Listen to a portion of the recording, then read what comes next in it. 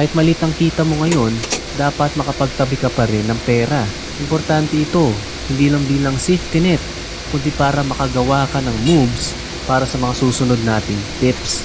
Kumuha ka ng ballpen at papel. Isulat mo yung mga pinagkakagastusan mong hindi mo kailangan. Tapos, yun ang tanggalin mo sa gastusin mo. Ilang beses ka bumili ng luho sa Shopee? Ilang beses ka nag-meal fee? Magkano ang napunta lang sa bisyo at sugal? Kahit 500 pesos lang ang nasasayang mo buwan-buwan, malaki pa rin yan na sana naitabi mo na.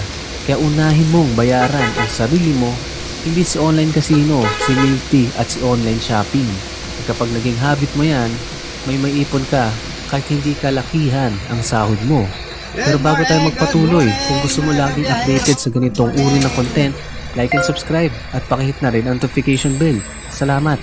Okay, dito na tayo sa mga tips na talagang